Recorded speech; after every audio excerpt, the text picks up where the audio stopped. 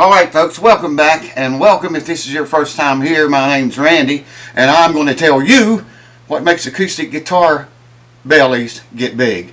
And it ain't from drinking too much beer.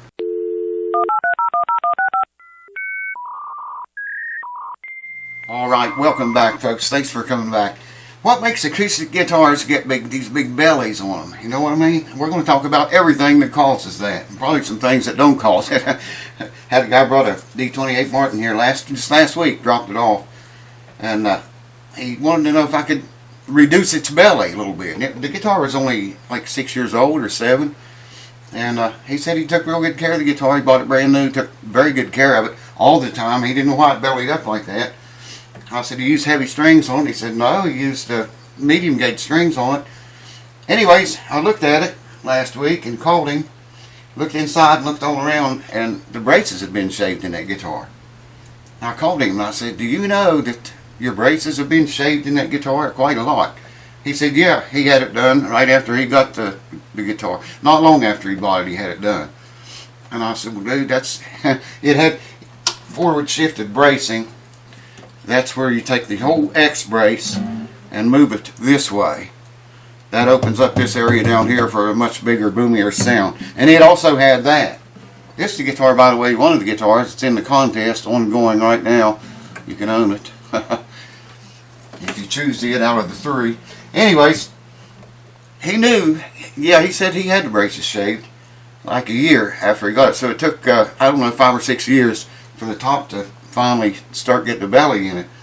And he wanted me to fix it, and I said, "Dude, I said, I can probably get some of the belly out of it, but with those braces shaved that thin, they're going to come. It's going to come right back. The top's going to come back with the string stress and tension pulling on all the time, and I probably wouldn't even be able to get very much of it out. It was bad. It was pretty bad.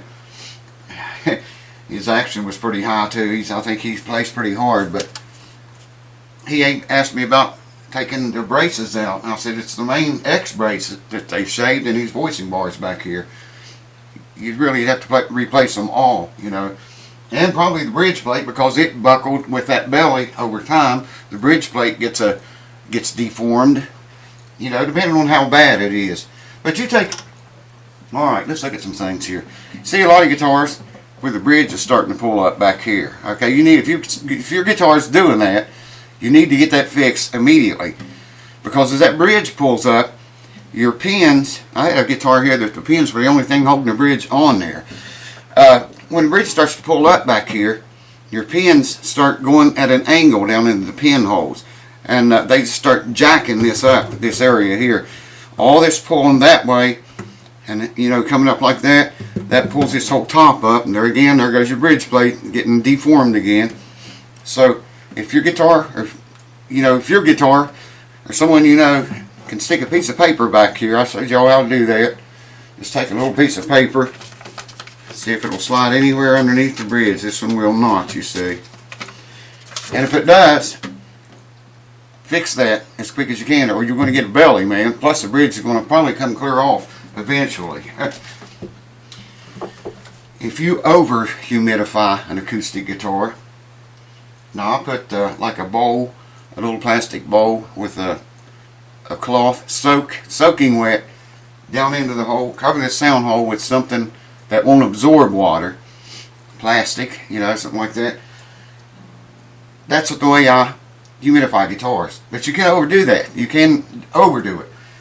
And a lot of times, usually what happens when you start humidifying that wood gets bigger. It tends to swell up. All that water's, you know, got to go into the wood. It's got to go somewhere. Something's got to change. Well, what changes, the wood gets bigger.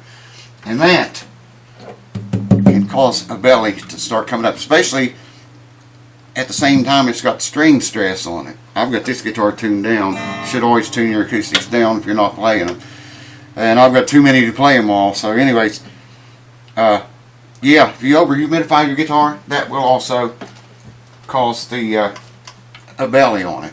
You know, you take a combination of all those things, the bridge pulling up, the braces shaved, string stress on the guitar all the time, all that stuff together, and you know, it's going to get a belly eventually, and it probably won't be very long. Martin, they shift the brace around, and you have your normal X bracing, They got rear shifted bracing where they move the entire X brace back this way. Forward shifted bracing where they move the entire X brace this way. And you know, like I say, moving it forward, that opens all this up. It's not as well braced down there. You just move the braces away from it. And it gives the guitar a really good sound, like shaving braces does. If you shave the braces in a guitar, you can make it twice as loud and sounding better if you know how to do it. But you're weakening the top and you're taking a chance of that belly, you know, forming. I would recommend using as light of string as you can. I use .013 to .056. That's pretty heavy. They call them a medium gauge. I thought I had a set of them here. Yeah, right here, I think.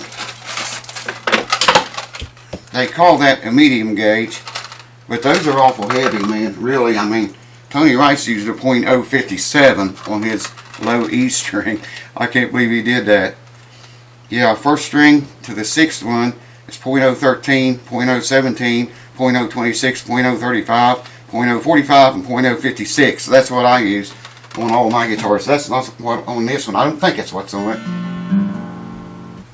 That might be the strings that came on this guitar. I can't remember, but if someone wants to win it or chooses it in the contest, I'll string it up with whatever they want.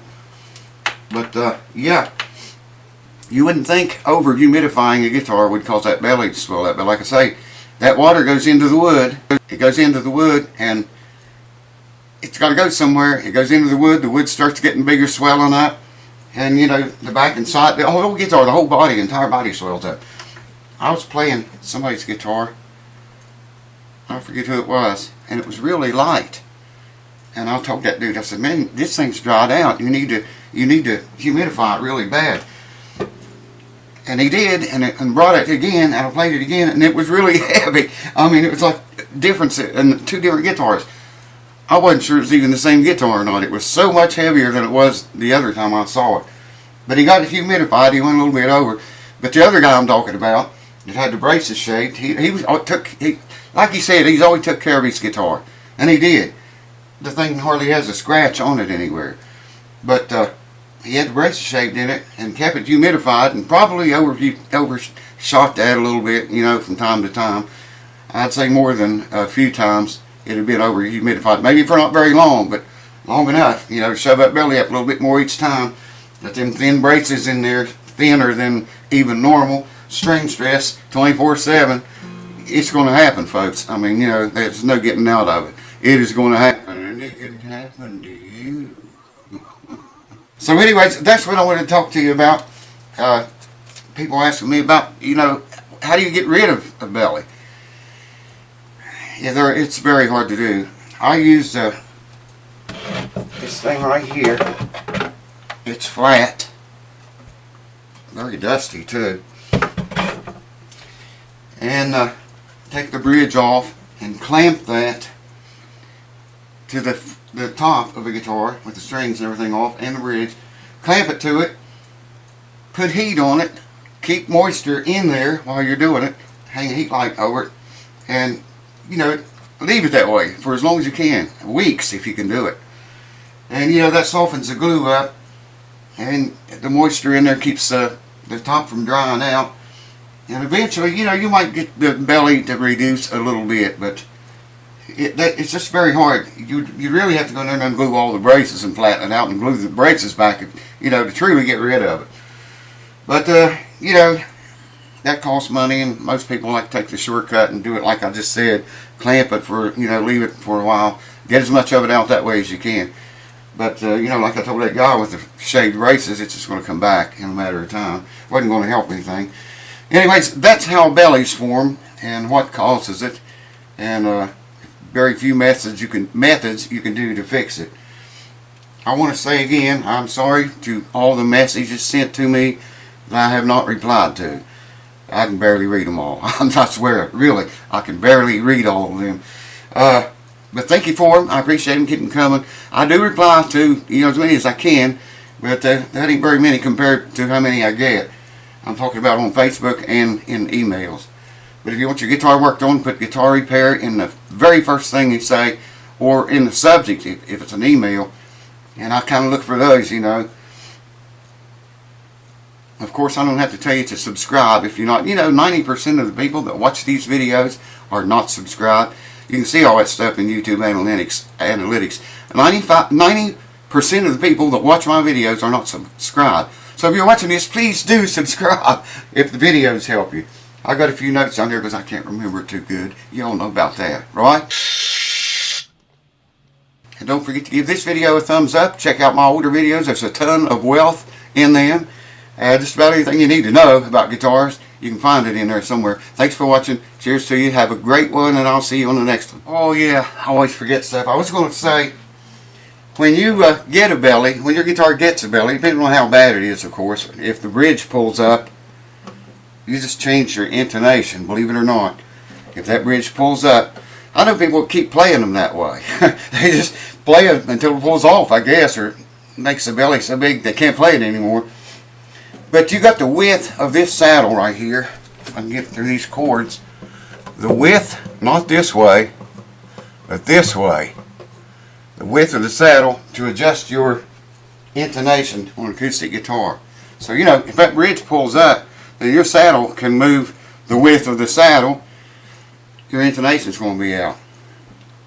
If the belly's big enough, it's going to throw the intonation out because the saddle hadn't moved from where it, you know, was intended to set. I wanted to mention that because I was arguing with the guy about that the other day. He said, your bridge pulling up ain't going to change the intonation. I said, yeah, it will. It don't take very much, man. When you figure you got the width of the saddle is that much, it's that much, and you move that in any direction, the slightest little bit, it's going to change your intonation. It might fix whatever intonating problems the guitar has, or if it intonates near perfect, it might make them worse. You know, it will make it worse, for sure it will. So I wanted to throw that in. I almost forgot about it. And I was looking at my note, and it was the very last thing here. I thought I said everything on there, but I didn't. But now I think I have. Anyways, that's my story. I'm sticking to it. Cheers, peace, and goodwill, and good riddance. See you next time. Anyways, that's my story, and I'm sticking to it. And I'll say peace and cheers and goodwill to you and contentment.